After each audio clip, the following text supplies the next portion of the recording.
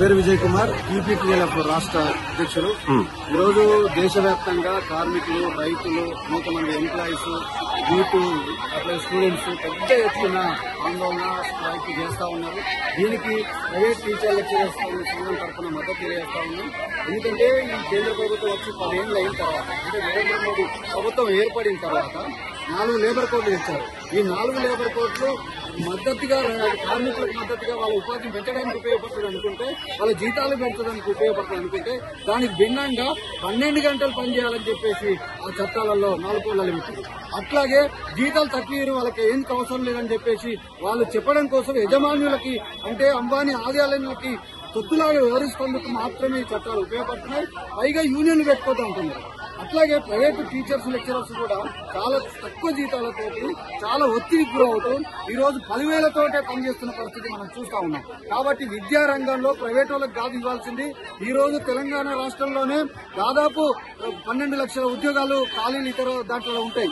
ఇవన్నీ చేయట్లేదు. దేశవ్యాప్తంగా దాదాపు 60 లక్షల ఖాళీలు ఉన్నాయి. రైల్వేలలో ఉన్నాయి, బిఎస్ఎల్ ఉన్నాయి, ఆర్మీలు ఉన్నాయి, అనేక డిపార్ట్మెంట్లలో ఉన్నాయి. ఇవన్నీ కూడా భర్తీ చేయట్లేదు. ఇవన్నీ చేయకుండా ప్రైవేట్ వాళ్ళు చేసుకోండి అని చెప్తున్నారు.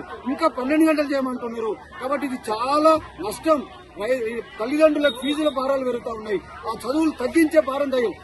ప్రపంచవ్యాప్తంగా చదువులు ఫ్రీగా ఇస్తా ఉంటే ఈ దేశంలో పెంచాలని చెప్పేసి పెంచుతున్నారు. పైగా అక్కడ దాంతో పోటీ పడాలంటే వాళ్ళు ఫ్రీగా ఇస్తూ వాళ్ళతో పోటీ పడాలి, కానీ డబ్బులు వసూలు చేస్తూ దోపిడీ చేస్తూ పోటీ పడ్డమైంది. కాబట్టి ఇవన్నీ కాకుండా రైతులను మోసం చేస్తున్నారు. కాబట్టి కార్మికులకి మద్దతు ధర ఇవ్వట్లేదు. కాబట్టి ఇవన్నీ చట్టాలను వెనక్కి తీసుకోమంటూనే ఈ దేశంలో ఉన్న ఉపాధిని పెంచే ఇండస్ట్రీస్ తీసుకురావాలని చెప్పేసి, ఉన్న ఖాళీలను భర్తీ చేయాలని చెప్పేసి దేశవ్యాప్తంగా ఈ రోజు రైతులు వీళ్ళందరూ కూడా పెద్ద ఎత్తున కార్మికులు ఆందోళన చేస్తారు. అంటే ఈ చట్టాల వల్ల దేశం ప్రగతి పదంలో ముందు పోతుంది అని చెప్పేసి చెప్తా ఉన్నారు కదా. ఈ చట్టాలు కొత్త వచ్చిన 4 చట్టాల వల్ల ఇప్పుడు ప్రగతి పదం అంటే ఏంది?